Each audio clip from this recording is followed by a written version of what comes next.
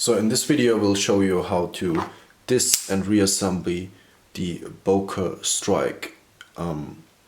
Somebody in the comments mentioned that he wanted to see, or not in the comments I think, but somebody wrote me that he wanted to see this knife being disassembled, and actually I wanted to do this video, but in all honesty I would have done it at a little bit later point, because this knife still has not been cleaned properly since the mud and sand test that I did on this knife that you can find on my channel.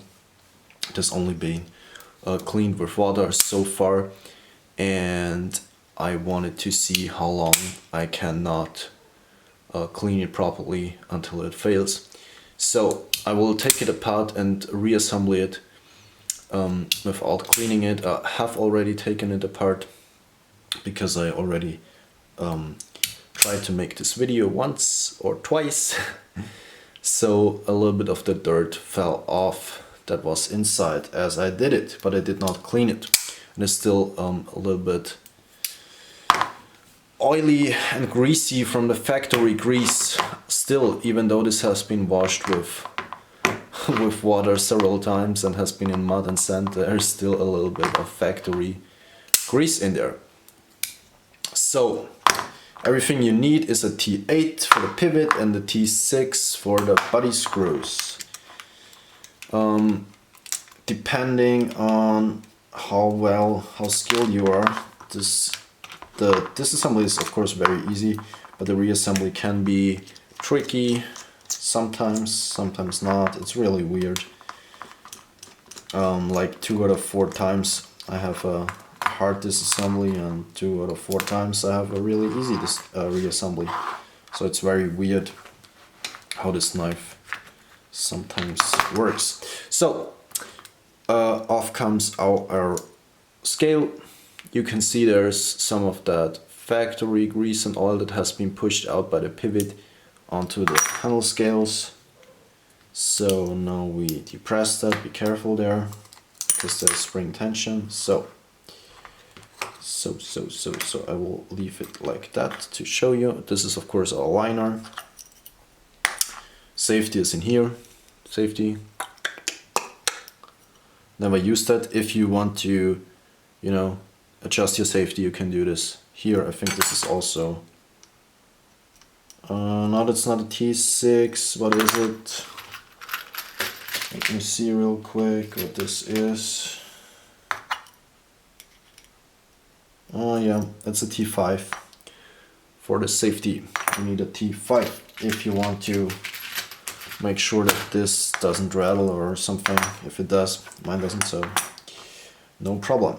So this is the push button that is actually activating our mechanism. The spring is extremely dirty. So then we have a nylon washer on this side. On the other side we have a tiny washer, but on this side we have a full-size, rather thick washer. Has been scratched off a little bit, as we can see by probably by the sand and mud. So it has some focused camera. It has some scratches in there a little bit, but it seems to work fine still. Blade has also not been cleaned. As I said, we will not do this in this video also. But there seems to be no corrosion or anything. Of course, also 8 is rather stainless. But there seems to be, I think there's some wear, but I'm not sure. That may have been from the factory already. So, but it's not, I cannot see any damage. There's our pivot, our main screw, main spring. Main spring, you can see by my hands how dirty this knife is really.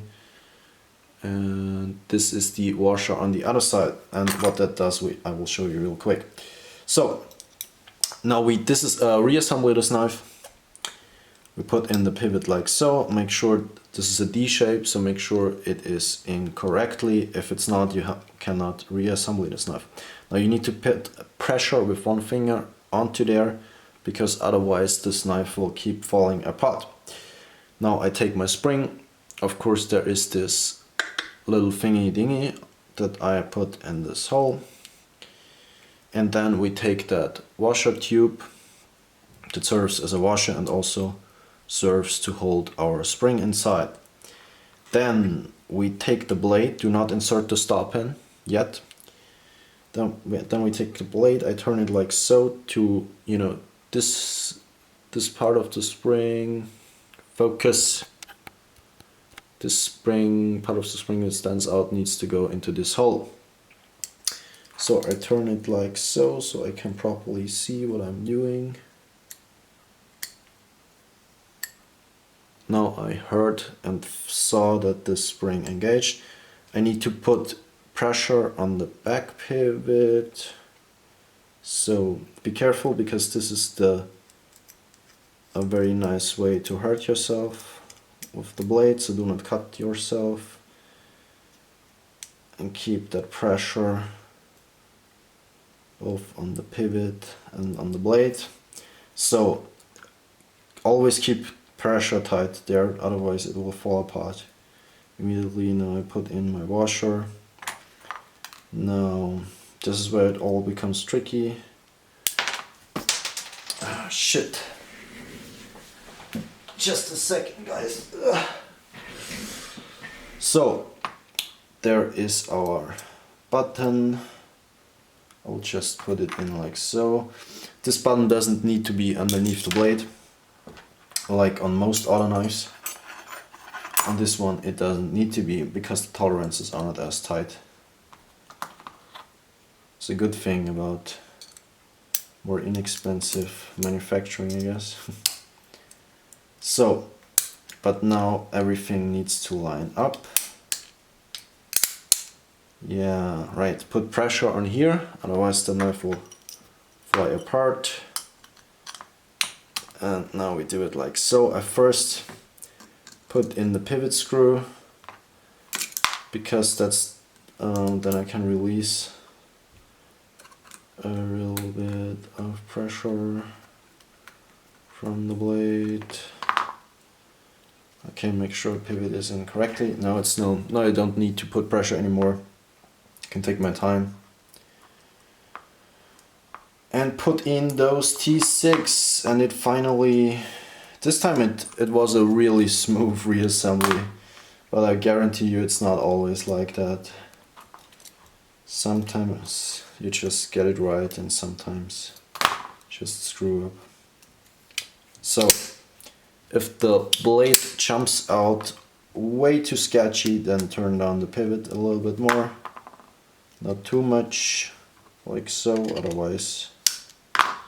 So blade is nice and centered. Yeah, so this is your dis and reassembly of the Boker strike. Sometimes if you leave a comment underneath my video, it takes a little bit time for YouTube, you know, to, of course I have to verify sometimes, some comments I have to verify, and sometimes they just show up underneath the videos. If they don't, sometimes YouTube takes a couple of days to do verify comments, so you know, if your comment cannot be seen, it can also have something to do with your YouTube settings. But yeah, like I said, if a comment doesn't show up immediately underneath a video, you know, wait a couple of days, give YouTube some time to do their thing. Yes.